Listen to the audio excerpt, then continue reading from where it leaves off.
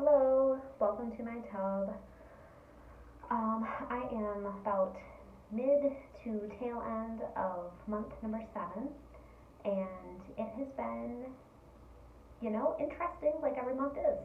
So I want to give you guys an update and tell you about a product that I think is really helping me. And before you just turn off the video in despair of like, oh great, she's shilling a product, this is TSW, no products help, just hear me out.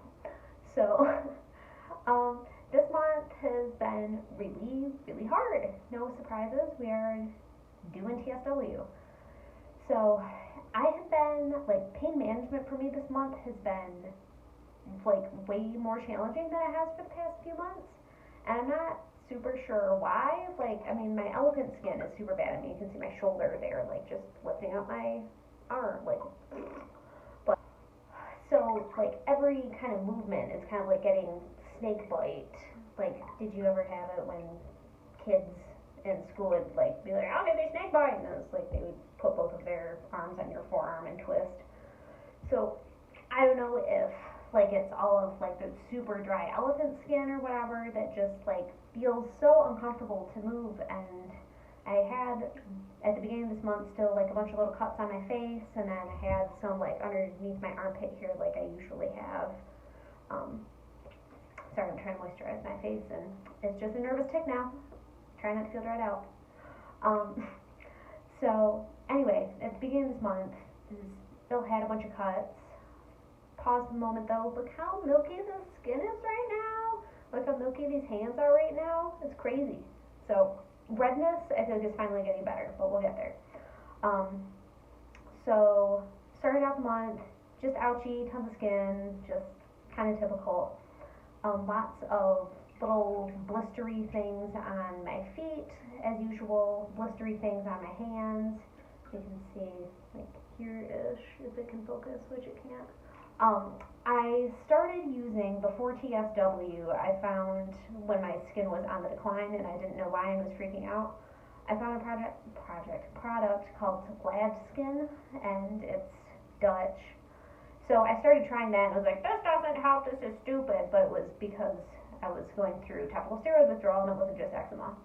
So anyway, now that my skin is not just peeling off like potato chips from my body, and I have all kinds of terrible sores and open wounds, I have been using that again, and it has really, really helped accelerate my healing process. And I know that for a fact. That's not just oh well, girl, I'm sure that you are this is just coincidental, you're on the upswing. I know with where I am now hormonally that I am on the downswing, and my skin has been really, really painful lately. But the rashes are dissipating and getting better. So Gladskin's claim to fame is that it helps control staph on your skin, and I'll leave the link in the description and you can check out the website and do your own research. But it's totally non-steroidal, and it is safe to use everywhere, all the time, whatever. I'm not trying to shield product for you because, you've had enough product shield in your life and you don't need any more. So just anyway, click the link if you're curious. Josh from Josh's Recovery said that he had a really terrible staph infection halfway through his recovery, and a few other TSW people that I have heard of have said that they've had really bad staph infections kind of after they've gotten past the initial, my skin is just falling off of my whole body phase. So I think there's definitely a microbe imbalance aspect to our skin, and if there's anything we can do to just even help that, it's not going to completely cure you by any means, but it definitely has helped my symptoms. I have really big cracks all the way down, all the way down my right glute right now. So moving anything will just open it back up. But the Gladskin has been really good at closing those up, and it's really helped my hands, my hands and my feet especially. I've seen progress everywhere, but I've really seen a lot of progress in my hands and my feet. So those blistery bits at the beginning of this month that were all over my feet have really, really gotten better. So that's awesome, and just like all the rashes on my feet are dissipating. So really, I would really recommend checking it out. It is expensive, but like I don't care what I need to pay at this point, just like help me feel better. So I feel like my skin kind of plateaued around, I don't know, at the beginning of this month I was feeling discouraged, but I feel like this has helped kind of kick me into like another phase of healing. So check it out. I mean, it's helped a ton of other eczema people, and I think it'll help get you to the next phase of your recovery. I don't think that it's going to necessarily help if you're in like your first 3 to 4 months of recovery, but after your skin kind of gets stronger and starts feeling more like skin, I think it'll help. It's a really weird feeling on my skin. Like for the first 3 days, it was kind of prickly, and I really did not like it. Like I thought to myself, I'm going to give this a really fair shake, and I'm going to try and, do my best with pushing through this to see if it helps. And it really did after the first few days. It says to use it twice a day. I started using it twice a day, but it was just too uncomfortable to do it before bed for like the first few days. So I've only been doing it once a day, and it's still really helping. So anyway, if you do try it and you feel like it's just like a little prickly and just like feels kind of gross and not like super great on your skin for the first few days, push through. And like right now, I've been using it for about a week and have seen, once again, dramatic progress, especially underneath my fingers here.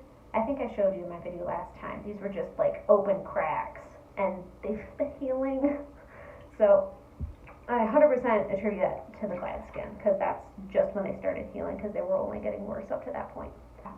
Other stuff that has been happening because of my impatience to get better and discouragement at feeling like I was kind of plateauing at the beginning of this month is adrenal support.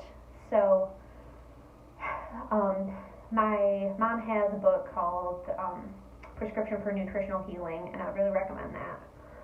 But it talks about the side effects of steroid use, and that it can obviously really shut down your adrenals, because your adrenals and like secrete cortisol, which we're getting artificially through our skin thanks to corticosteroids. So anyways, I think was going through an acute amount of adrenal failure when I first started, and I didn't know what was going on. Like my pee was so dark. I was like, I don't know if it, like what's going on, but I'll just keep drinking a lot of water, and it got better. But if you are starting this process from like day one, definitely have somebody kind of monitor you or check on yourself, just for like to make sure that your kidneys aren't going to totally shut down, because that's something I didn't know that I should be worried about, but it definitely happens. So anyway, as far as adrenal support goes, I've been taking a Gaia branded herbal supplement, and I've been taking lots of vitamin C and vitamin B again, and that has been helping my mood too. So the vitamin B has, for sure, and I think been giving me a little bit more energy. So that's been good. I think that like trying to focus on repairing my adrenals is going to be awesome. I have always been a person who has had really sensitive like fight or flight responses. So like if my mom would accidentally honk the horn or something after school when I was outside of the car, like it was like and like for the rest of the day, like I was just dead. It was like the absolute worst thing to be scared. So just by really small things. So even during this TSW thing, if I hear like a loud noise that's happening down the street, like 3 houses over, it'll be like a bam, I'm like, ugh! So it's not a normal response, and I think it's just because my adrenals are just so out of whack from being suppressed for pretty much my whole life being on steroids. So anyway, look into that. I'll leave links in the description, and I'll try and find some kind of documentation as far as why I'm doing this, and that it's not just based on nothing. But Prescription for Nutritional Healing, would definitely recommend that book too. And I am not saying, for all of you who are tired of pat answers and people shoving stuff on you, I am 100% with you, especially as far as the herbs go, take it with a grain of salt. You know, like I'm doing it right now because that feels like it's right for me, but like don't feel any pressure to incorporate this into your life because I don't know if it's going to help. So I think it is, and I think that it will help more as I continue to use it. So stay tuned. I'll try and next month do an update on if I have found that to be helpful or if I haven't. So those are the things that I've changed this month to try and feel better. It has been a hard month full of a lot of tears, just with still like being 7 months in and feeling so limited by what I can do. And like I've been in the bath 4 hours a day for every single day this month, if not more. But I'm at least averaging less time in the bath this month than it was last month. So I'm trying to stay positive, trying to stay focused on the healing that is happening, because it is. My scalp is getting less crusty, which is great. It's still gross, but it's a lot better than it was. Oozy parts are a lot better than they were. I still just have my Rudolph the Red-Nosed Reindeer nose, but the Gladskin has been helping that a little bit. I mean, not like, wow, I'm better, but like, it used to be up to here was like completely raw and oozing. Now it's just like kind of underneath. So I'm continuing to use that, and I think that it is giving me more ooze-free time, and I think that it's starting to heal. Still oozing out of my boobs, and I think the Gladskin is starting to help repair that. They're starting to look a little bit more normal. I have been drinking a lot of Dandelion detox tea.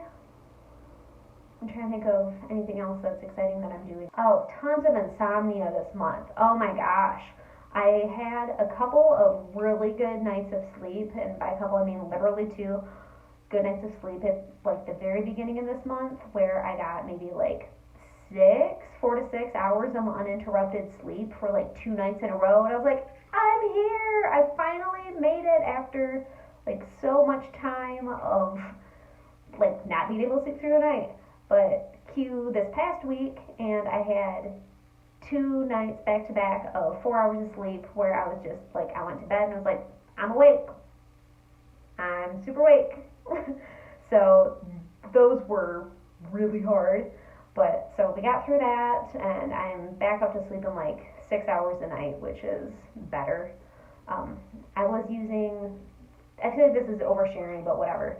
I was using like those incontinence pads on my bed to keep myself drier at night. But I've been washing those so much that the cotton on the top, so it's like plastic on the bottom and cotton on the top, the cotton on the top has like shrunken up, so like it's always kind of bubbly, and then it's crinkly because of the plastic on the bottom, and it's just been driving me nuts at night. I'll go into like a whole bed making thing later, but anyway, instead of using my full plastic incontinence pads to keep my bed dry, I have just been doubling up a twin size sheet and like a pad that I can sleep on, and that has been so much more comfortable. So just trying to continue to refine and make myself comfortable. I've got an appointment with my doctor tomorrow, and hopefully she's going to give me more time off work. I am, just looking better every day, still very crusty and occasionally very, very dead skinny, but it's overall the amount I'm shedding, I think, is slowly decreasing as well. So hang in there. I hope that gave you some tools or some ideas to try to see if there's some way to kind of accelerate your healing or break you out of some kind of doldrums that you're experiencing right now. All the best.